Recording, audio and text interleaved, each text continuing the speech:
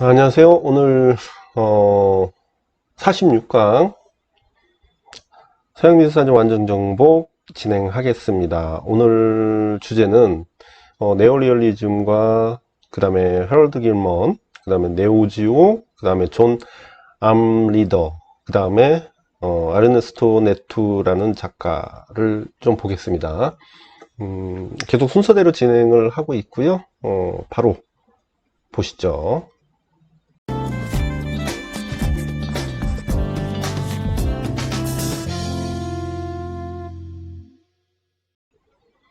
네오다다는 저번 시간에 했죠.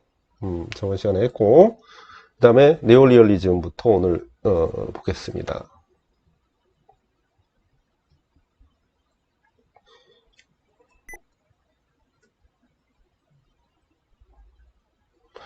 자, 우선은 자 보시면은 이제 정의부터 볼게요. 어, 영국의 아티스트 헤럴드 길먼과 그 다음에 찰스 기너에 의해서 발전된 미술 경향의 명칭이고요. 또한 1950년대 서유럽 국가들의 문학과 영화에 있어서의 유사한 시도들과 밀접한 연결이 되어 있다, 결부되어 있다. 그래서 한 조류에 일컫는 명칭이기도 하고요. 그 다음에 추상미술의 계보로부터 떨어져 나와 중요한 거는 음, 대체로 이게 이제 어떤 유형의 형식인가를 이제 봐야 되는데, 당시에 이제는 추상미술이라고 하면은 지금 아까 1950년대 아까 여기 얘기했었죠. 1950년대 같은 경우는 우리가 이제 추상표현주의가 아무래도 이제 좀 강조되면서 더 저물어 가는 시기이기도 하죠. 그래서 당시 추상미술 계보로 떨어져 나와 대상적 미술의 전통과 밀접하게 연관된 것이다. 그러면 아무래도 재현을 중심으로 했다고 볼 수가 있습니다. 그래서 노동자의 운동과 관련을 보이는 미술 경향. 그래서 특징과 의의 보시면 길먼과 기너는 좋은 예술이란 지속적으로 새롭게 자연과 교류한 결과물이다. 이것은 무슨 뜻이냐면 자연과 우리가 원래 사실주의 그러니까 재현에 했던 작품들은 자연주의 성향이 있다 이런 말을 많이 쓰죠. 그거와 이제 굉장히 이제 비슷한 얘기인데 이제 자연과 교류한 결과물. 그래서 결국은 재현을 했다는 것이고요. 재현적 이미지라는 뜻이죠. 그리고 네올리얼리즘의 목표는 자 목표를 좀 체크해 놔야겠죠. 목표는 자연에 대한 친밀한 탐구, 결국 재현이고요. 통해서 삶에 대한 조형적인 해석을 제시하는 것이다. 그래서 우리가 이제 보통 어, 이런 목표를 갖고 있는 사주가 무엇이냐? 네올리얼리즘이다. 그래서 이들은 인상주의 화가들과 3인의 주요 후기 인상주의 화가인 방고흐, 고갱, 세잔을 자연과의 접속으로 성공적으로 이뤄낸 사례라고 보고 있는데 여기까지 그러면 얘네들이 사실은 보시면은 뭐 방구 고갱은 이해합니다. 근데 이제 세잔 같은 경우는 입체파로 우리가 연결선상으로 보고 있죠. 그러면은 세잔은 어떻게 되느냐? 이 사람들이 재현을 하는데 추상을 거부한단 말이야. 그럼 세잔의 다른 면모를 보고 있다라는 겁니다. 방고흐나 고갱, 세잔 다시 말하면 자연을 어느 정도 우리가 세잔의 목적이 뭐죠? 세잔이 자연에 대한 구현이에요. 이게 결국 추상으로 발전하는 원초적 역할을 하고 있긴 하지만 세잔 같은 경우는 사실은 자연을 더 정확하게 재현하고자 하는 사람이었죠. 물론 입체파도 그렇고요. 그래서 자연과의 접속을 성공적으로 이루는 사례라고 보았고, 반면 입체주의 화가들과 마티스는 예술 근원을 박탈했다. 이것은 여기서 입체주의와 그 다음에 마티스 같은 경우 야수주의, 그러니까 입체주의와 야수주의는요, 입체주의는 기하학적 추상의 근원, 그 근원에서 더 가면은 세잔이 있지만 세잔의 이론을 가지고 입체주의도 역시나 대상을 정확하게 파악하려고 했는데 그 부분에 분석적 입체주의에서 대상을 분해하고 재구성하고 분해하고 재구성하다 보니까 어떻게 돼요? 평면화가 돼버렸죠. 그러다 보니까 기하학적 추상이 나타나게 됩니다. 그래서 그런 부분이고요. 그 다음에 마티스 같은 경우는 20세기의 모더니즘 시작이라고 보는 입장이에요. 그러니까 세계 자율성을 통해서, 그래서 세계 자율성이라는 건, 색이라는 건 조형 요소 중에 하나죠. 거기에 초점이 맞춰졌다라는 거예요. 그래서 예술의 권한을 박탈했다고 봐, 부정적으로 평가를 했다. 그러니까 얘네들의 최종 목표는 재현입니다. 자연과의 교류. 그래서 여행과 변천 보시면 네오리얼리즘 속에 속하는 예술가들은 전후의 사회적 투쟁에 동조하고 참여했어요. 그래서 여기 밑에 보시면 5번째 줄, 네오리얼리즘이라는 명칭하에 유사한 움직임이 존재했고, 넓은 의미에서는 멕시코 벽화 운동 역시도 거기에 해당된다라는 겁니다. 그죠? 그래서 이 운동은 1960년대 다양한 예술 운동으로 등장과 함께 점차 쇠퇴했는데 많이 발전은 하지 못했다라는 겁니다. 그래서 아까 여기서 우리가 이제 누굴 뭐냐면 헤럴드 길먼이라는 사람을 대표적으로 좀 보시면 좋을 것 같아요. 그래서 여기서 제가 좀 정리를 했는데, 우선 작품을 보시면, 자, 우선 작품을 보시면 요런 작품을 합니다. 이제 길먼의 작품인데, 이제 요런 작품 1920세기 초반에 당시에 보시면 20세기 초반이라고 하면은 야수파가 항상 유행을 했던 시기인데, 이런 식의 본인의 이제 자화상이 되겠거든요. 이게 자화상이고, 이게 실내 장식적인 어떤 요소도 들어가고요. 이런 작품들 보면 그대로 실내 장식에서 1907년 프랑스 실내 장식이라 해가지고 이런 어떤 인테리어의 어떤 그런 배경이나 이런 것들을 주로 그렸다라는 것인데, 보시다시피 재현을 했단 말이에요. 그래서 보시면은 실내 장식, 초상화 및 풍경화가 했던 헤럴드 길먼 이렇게 나오죠.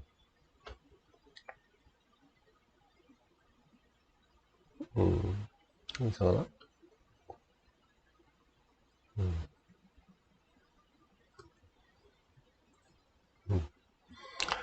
1904년 길먼은 스페인에 갔다가 1년 넘게 스페인 거장 벨라스케스와 고야 뿐만 아니라 길먼의 작품세에 커다란 영향을 미치게 되는 휘슬러 작품 전부 이제 재현에 해당되는 작가입니다. 그래서 1910년 런던 그래프턴 갤러리에서 첫 번째 후기 인상파 전시회와 방콕 고갱 폴 시나크 등의 커다란 영향을 받았다라고 볼 수가 있어요. 그래서 이런 작품들, 이런 작품들로 볼 수가 있죠. 예. 그 얘네들이 과연 어떤 작품을 했는가? 당시에 그 야수파 등장하고 막 이런 식의 이런 재현 작품을 했습니다. 이런 작품을 했고, 이거 뭐 오늘따라 이렇게 버벅대는지 모르겠네. 자, 그렇게 했고, 그 다음에,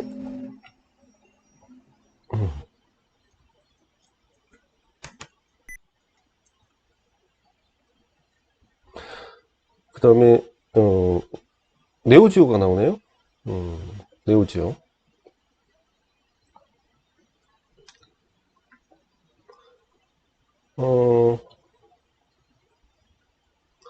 뭐 네오지오는 많이 아시죠? 많이 보셨을 거야. 우선 정리를 좀 보면, 두 번째 뭐 용어적 내용 나와 있고요. 1980년대 초입니다. 연도를 좀 구분하셔야 돼요. 이거 왜 이러냐.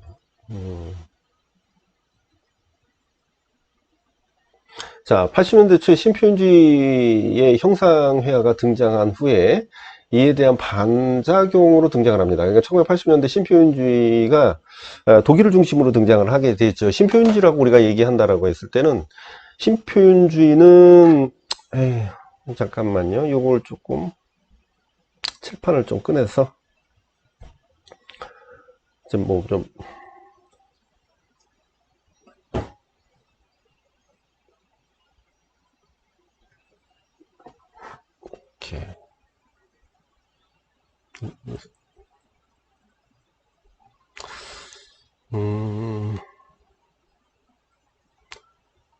자, 80년대 신표현주의.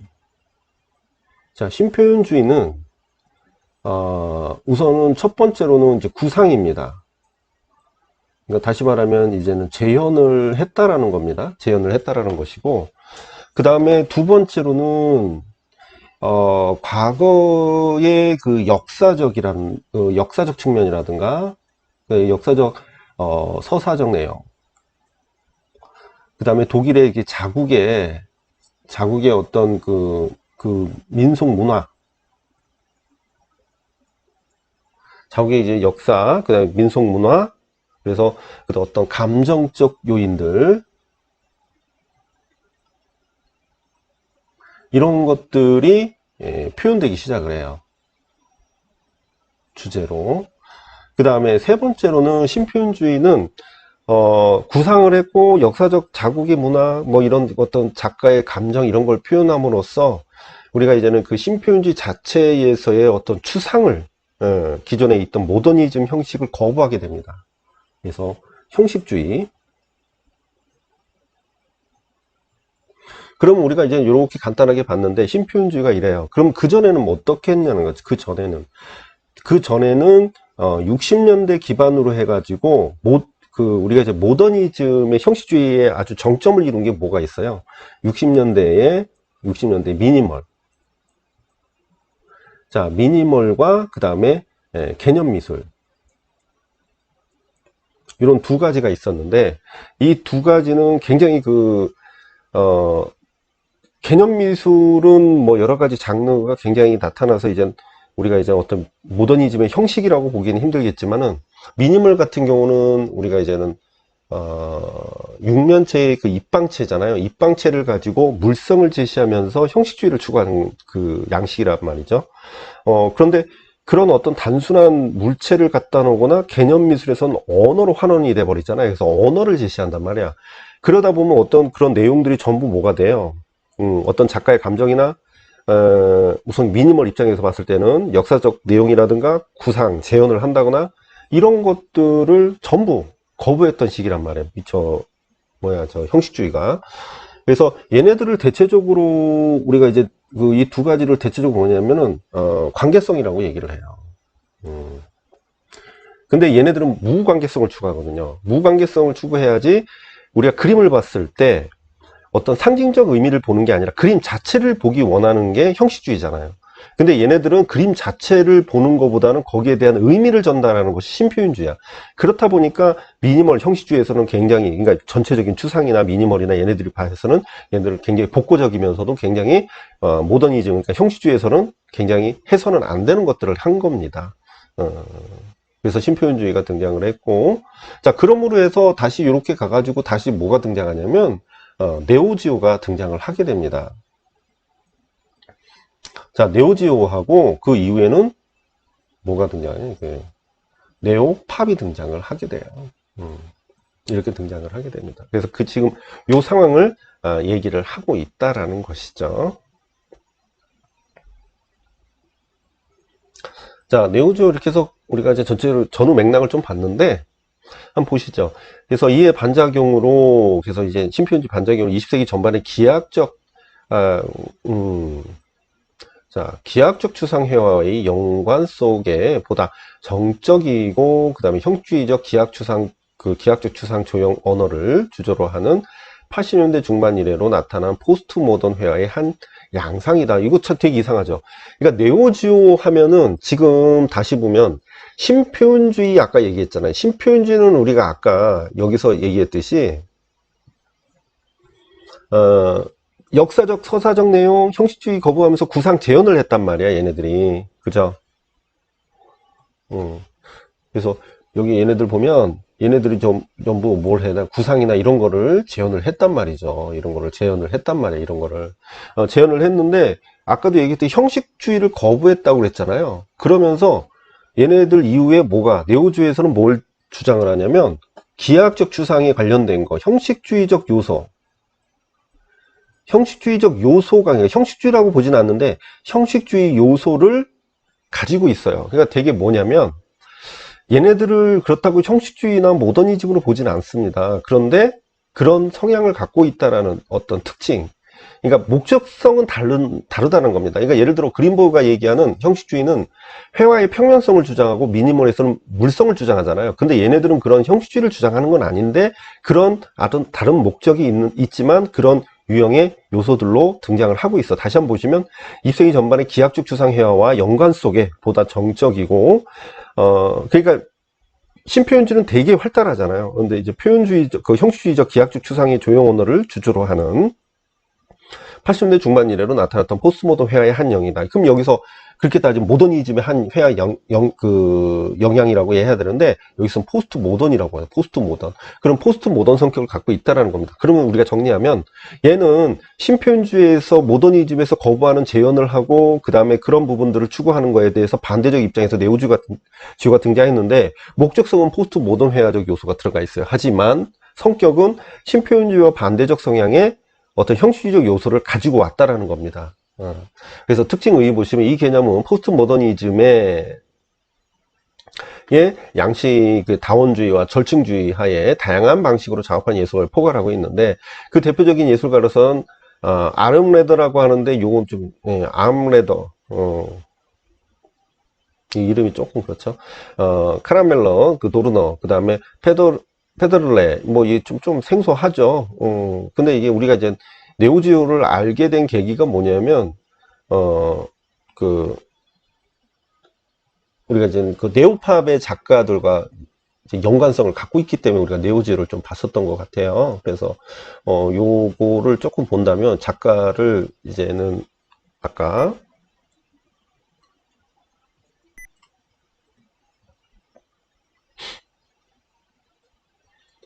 존 암 리더라고 하는 게 맞죠. 존 암 리더.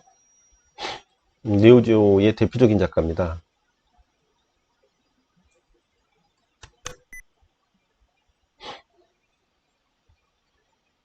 자, 보시면 스위스 출신의 화가 조각가, 비평가, 큐레이터까지 벽을 허무는 데 일조한 작가인데, 1960년대부터 70년대까지 백남준, 요셉 보이스와 같이 반예술적 전익을 플럭서스에 또 이제 활동을 밑거름으로 했대요. 이제 플럭스의 영향을 많이 받았다는 거고. 그래서 에카르트 그룹이라고 해가지고 우리가 이제는 보통 백남준에 의해서 플럭서스 그룹과 같은 이제 그런 개념의 작가들이 모여서, 근데 얼마 가진 못해요. 이제 그런 모임을 가진 거고, 그 다음에 네오다다, 그 다음에 팝아트, 포스트 모더니즘까지 직접 뮤사의 흐름과 함께 진행을 했던 작가고요. 작품에도 명백히 주장하고 있는 회화의 우연성을 포함하고 있습니다. 이 사람 지금 다시 한번 점검하지만, 네오지오는 형식주의적, 그러니까 추상적, 기하학적 추상적 요소의 정적인 요소까지 이렇게 가미되어 있다고 했잖아요. 그럼 그런 부분이 어떤 부분에서 나타나는가 보셔야 돼요. 물론 다양한 장르를 했습니다. 순수회화, 오브제, 퍼포먼스 뭐 다 했고요. 존 암 리더는 스펙트럼 넓은 복합적인 작가고요. 넓다는 얘기죠. 70년대 플럭스 영향을 받은 다양한 활동을 특징으로 하고, 특히 네오다다적이고, 네오다다적이라는 뜻은 뭡니까? 네오다다라는 것은 우리가 이제 이것도 또 설명하면 긴데, 네오다다 자체가 어떤 의미가 있어요? 다다는 반미학적 요소가 있는데, 네오다다는 반미학적 요소는 없어요. 다만 우리가 이제 새로운 개념으로 해서 다다라는 개념을 새로운 다다라는 개념을 썼지만, 얘네들의 결론은 뭐냐면, 추상을 거부하는데 형식주의를 거부하지 않는 애들이에요. 그러다 보니까 오브제화를 시켜버려요. 그래서 일상의 성족이라든가 이런 어떤 그 흔히 마트에서 볼 수 있는 그 캔 같은 것을 브론즈로 떠버리죠. 그러므로 해가지고 팝아트에 영향을 줍니다. 어쨌든 네오다다적이고 유희적인 퍼포먼스들, 그 다음에 설치물들, 해프닝들, 당시에 서구 사회를 휘었던 비수능적이고 반형식주의적인 철학이 스며들어 있는데, 여기서 나오죠. 반형식주의적 철학이 스며드는데, 아까 얘기했듯이 우리가 문서상으로 보면 아까 추상과 뭐 이렇게 연결성이 있다, 정적이다 했는데, 걔네들 어떻게 보면 이게 그럼 형식주의인가? 이렇게 생각을 한단 말이야. 근데 아니라는 거죠. 목적은 포스트 모던이에요. 그러니까 반형식주의라는 철학이 들어있다는 거고, 그런데 작품 성향은 굉장히 모던하다고 볼 수가 있어요. 그래서 80년대부터 그 추상미술 쪽으로 경도되고, 국제적인 추상미술 경향 네오지오의 선두에 서게 됩니다. 그래서 저암 리더의 추상은 고답적이고, 그 다음에 무거운 상적 의미로부터 떨어져 나와 참신하고 세신된 힘을 가지고 있는데, 사선으로 전개된 세 개의 붉은 점들, 뭐 이제 작품 이따 볼게요. 대표적인 추상회화고요. 점들은 어떤 개념이나 대상을 지적하지 않는다. 자, 요거 보세요. 점들은 어떤 개념이나 대상을 지적하지 않는가. 되게 모던스럽죠. 점들은 담론을 이끌어가긴 하지만 그 제로의 기호들이 있기 때문이다. 아무 의미가 없다는 거야. 수평 또는 사선에 정렬된 그의 점들은 간결함과 공허함의 효과를 가지고, 이러한 간결한 추상회화 외에도 전함 리더의 회화는 정반대의 효과를 겨냥하는 그가 많은 다른 화가들로부터 빌려온 얼룩 시리즈로 유명하죠. 그래서 우리가 그 사선으로 뭐 나타나는 그 점 얼룩 시리즈, 그리고 공들이고 섬세한 외양에 부르는 외양을 부르는 유압과 오칠 처리는 우연과 불안정, 부조화를 부르는 물감이 흘러내린 이런 것들이 특징이라고 나오고 있죠. 자, 그러면 이런 작품이에요. 이런 작품. 약간 이 우연성이 있는 작품이죠. 그리고 아까 이 점, 되게 모던스러워요. 이것도 어떻게 보면 모던스러운 거죠. 물론 이제 흘러내리는 우연성이 있긴 하지만, 요런 거 보시면 굉장히 어떻게 보면은 우리가 형식주의랑 많이 닮았다. 이렇게 보고 있습니다. 그래서 일상적인, 얘네들이 사실은 네오지오 자체가 일상의 공산품을 제시를 해요. 제프 콘스 아시죠? 네오팝으로 더 많이 알려져 있는데 제프 콘스도 네오지오의 출신이잖아요. 근데 제프 콘스가 네오지오 때 뭘 갖고 왔냐면 나이키 운동화라든가 농구공을 갖고 와가지고 그 물속에다 중간에 띄워놓고 그랬단 말이에요. 그것은 뭐냐면 공상품을 통해서 비개성적인 입장의 어떤 일환으로 보이는 작품들인데 굉장히 일상적인 요소를 갖고 와서 사용을 했단 말이죠. 그래서 비개성적인 거예요. 이것도 역시 다 비개성적인 거거든요. 그래서 요걸 보시면 될 것 같고요.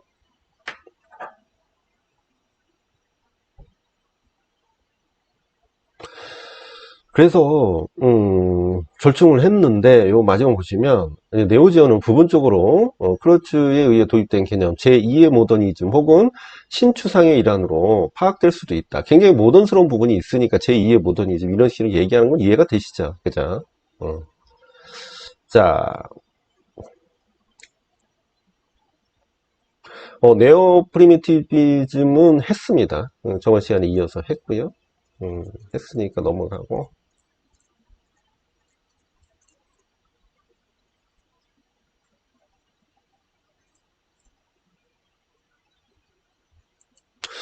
하나만 더 할까요? 지금 23분 지났는데,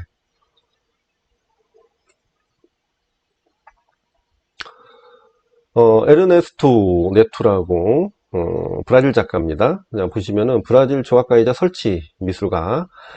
이 사람 작품부터 보세요. 이런 작품을 해요. 그러니까 사람들한테 뭔가, 촉감이라든가 오감을 자극하는 그런 작가라고 볼 수가 있는데, 뭐냐면 이제 부드럽고 잘 드러나는 소재를 유기적 형태의 설치 조각물을 제작을 해서 관람객들에게 직접 작품을 만지거나 그게 기댈 수 있게 하는 작업을 전시합니다. 그러니까 사람들한테 뭐를 해? 체험을 중심으로 하는 작가예요. 그러니까 오감을 자극한다 보시면 되죠. 심지어 찌르거나 밟고 지나갈 수 있는 작품도 제작하고요. 아로마 향을 설치해서 관객에게 후각적인 감각을 아까 얘기했죠. 그래서 그 작품은 조형적으로 추상 조각이지만 개념적으로는 관람객과 감각의 소통을 지향을 하게 됩니다. 그러다 보니까 우리가 이제는 그 관객의 수동적인 입장을 능동적으로 바꾸는 그런 우리가 흔히 알고 있는 요즘 추세의 작품들이라고 볼 수가 있어요. 그죠? 그 정도 알고 계시면 될 것 같고요.